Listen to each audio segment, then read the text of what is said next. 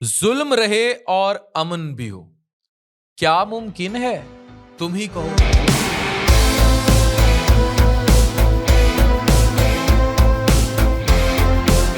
मुसलमानों, ट्रंप का 20 नुकाती एजेंडा अब गाजा की एक ऐसे सोल्यूशन की तरफ है जो शायद गाजा वालों को कबूल ना हो।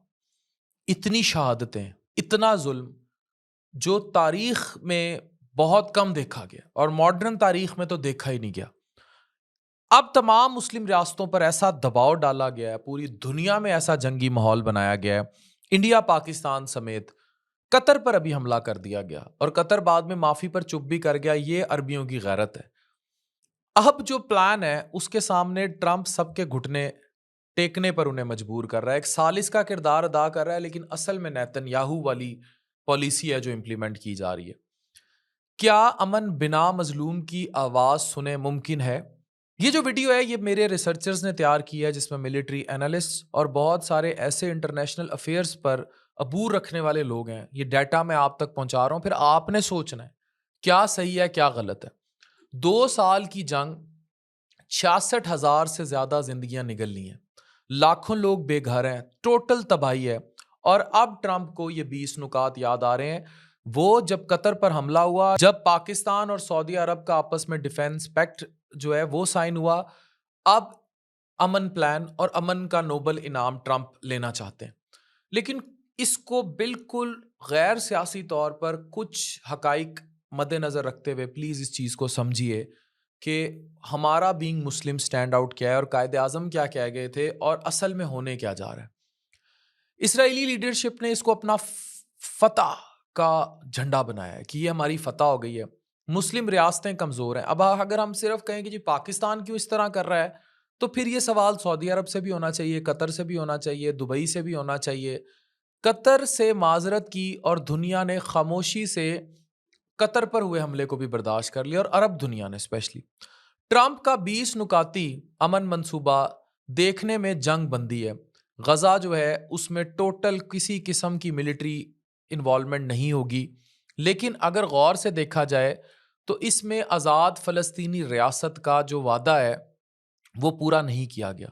उन्हें हक़ खुद इरादियत नहीं दिया गया, बिल्कुल वैसे जैसे आज तक यूनाइटेड नेशंस के चार्टर के मुताबिक भारत ने कश्मीर को हक़ खुद इरादियत नहीं दिया कि वो फैसला करें वो क्या चाहते हैं। वो पाकिस्तान चाहते हैं, वो इंडिया चाहते हैं, या खुद मुख्तार रियासत चाहते हैं।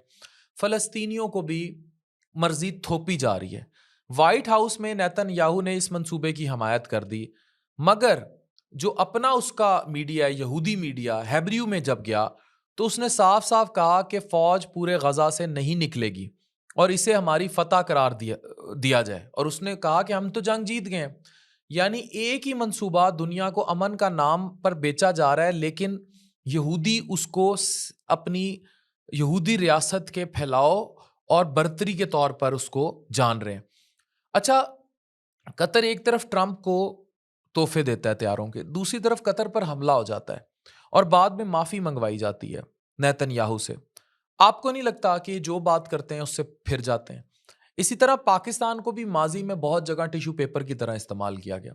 जब इन्हें हमारी जरूरत थी तब ये हमें हर तरह से ये आंखों पर बिठा लेते हैं, और जब इन्हें हमारी जरूरत नहीं होती तो फिर ये हम पे IMF और हर तरह का प्रेशर डालते हैं। ऐसे ही प्रेशर इन्होंने अरबी रियासतों पर भी डाल रखे हैं, और उनकी बादशाही निज़ाम, उनकी हुकूमतें, वो भी अमेरिका के आगे घुटने टेकने पर मजबूर हैं। सिमिलरली अमारात में भी ये चीज़ें पूरी दुनिया में यहूद और ये हनूद लॉबी को मजबूत करती हैं, और ये इस कदर मजबूत हो चुके हैं कि किसी तौर हम इनके आगे ना नहीं कर सकते। अरबियों की जरूरत नहीं है। अब ये सियासी जीत तो है, लेकिन मजलूम यहाँ पिस रहा है। इसका हम थोड़ा सा पोस्टमार्टम करते हैं। इसी दौरान पाकिस्तान, मिस्र, तुर्की, कतर, अमारात, अब आप देखिए सारे ताकतवर मुल्क हैं।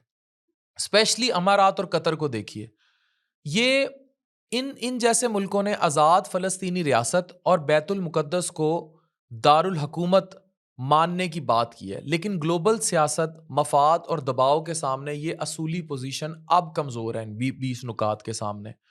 कुछ ज़राए ये भी कहते हैं कि नेतन्याहू सख्ती दिखाकर अपनी बारगेनिंग पोजीशन मजबूत कर रहा है ताकि पहले मुस्लिम कंट्रीज उसको तस्लीम करें।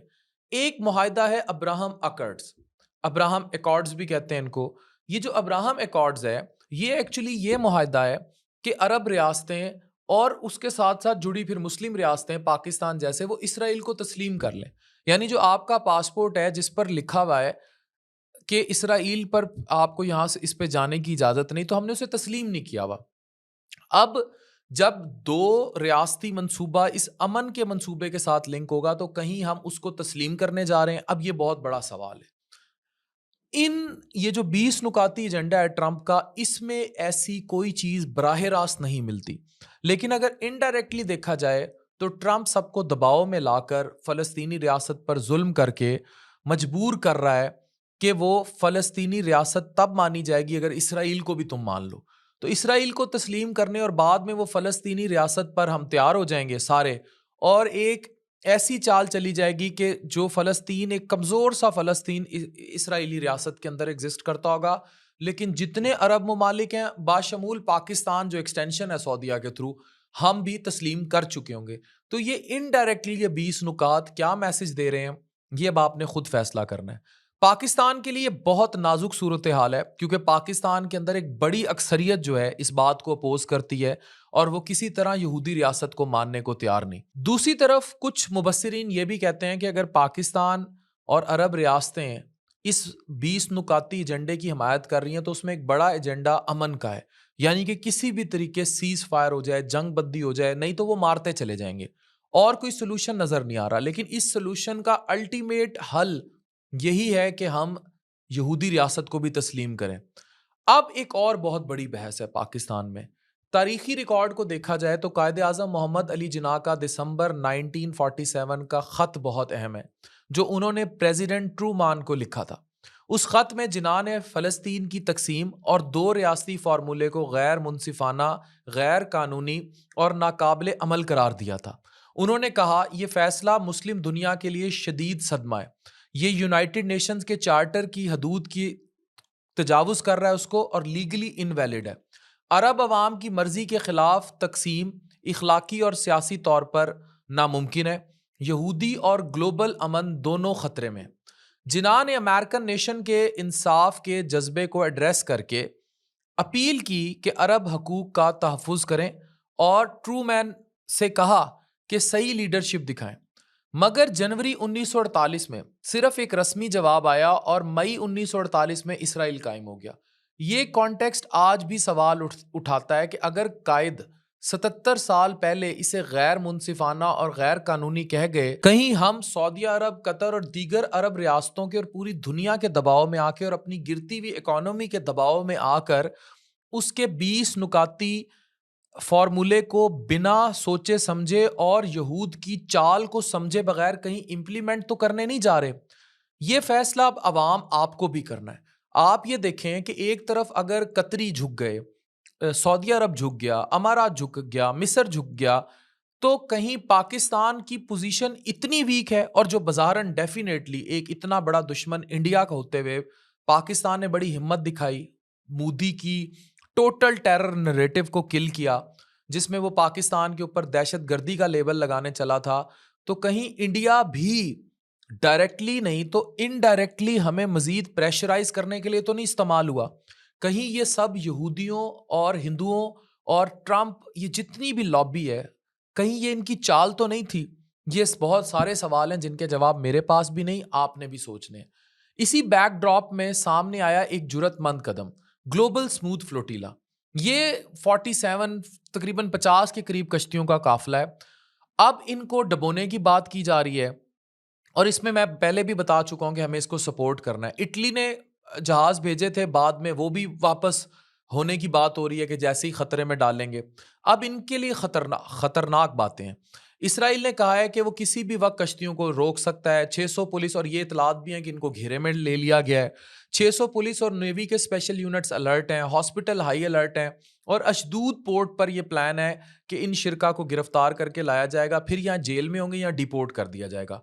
कुछ रिपोर्ट्स में यह तक कहा गया है कि कुछ खास जो कश्तियां हैं जो उनको आइडेंटिफाई किया गया और उनको डबोया जाएगा, ताकि ये इबरत बना दिया जाए और दोबारा ना आए। पाकिस्तान से सेनेटर मुश्ताक इसकी नुमाइंदगी कर रहे हैं। ये वीडियोस में वो मोबाइल भी फेंकते नजर आते हैं जिनको जैम किया गया। गजा का मंजर अब तकलीफ दे है। सिर्फ पिछले 2 सालों में 66,000 तो रिपोर्टेड हैं, ये लाख से ऊपर फलस्तीनी, जिनमें बच्चे औरतों की बहुत ज्यादा तादाद है। एक एक बम से बच्चा मारा गया है। जेलों में इतने मजालिम हो रहे हैं। इन्होंने बहुत जुल्म किया। इसराइल कहता है ये दहशत गर्दों के खिलाफ ऑपरेशन है, मगर असल में ये कलेक्टिव पनिशमेंट है जो इंसानियत की खुली खिलाफ वर्जी है। ऐसे वक्त में ट्रंप का ये जो फॉर्मूला है, ये अगर एक टेम्परेरी सीज फायर हुआ और इसमें बिना सोचे समझे तमाम रियासतों ने, मुस्लिम रियासतों ने इसराइल को तस्लीम कर लिया इनडायरेक्टली, तो ये बहुत बड़ा धोखा होगा अरब ममालिक के साथ भी और पाकिस्तान के साथ भी। अब फैसला सामने है कि कहीं 20 नुकाती एजेंडे में डायरेक्टली तो इसराइल को तस्लीम करने के लिए प्रेशराइज नहीं किया जा रहा, या डायरेक्टली तो अब्राहम अकॉर्ड्स की बात नहीं है, लेकिन इनडायरेक्टली ऐसा प्रेशर जरूर मौजूद है और इंटरनेशनल दबाव है कि हम सब झुक जाएं और अपनी तारीख और असूलों पर समझौता कर लें। दूसरा रास्ता यह है कि हम स्टैंड आउट ले लें, लेकिन अगर हम स्टैंड आउट लेते हैं तो हमने जिनके साथ स्टैंड आउट लेना है, कतर, अरब अमारात, सऊदी अरब, वो सब क्या कर रहे हैं? ग्लोबल स्मूथ फ्लोटीला किसी अरब ममालिक की ये औकात नहीं है कि वो ये स्मूथ फ्लोटीला का काफिला जो कि इमदाद लेके जा रहा है, जो निहत्ते हैं, उन्हीं को वहां तक पहुंचा दे।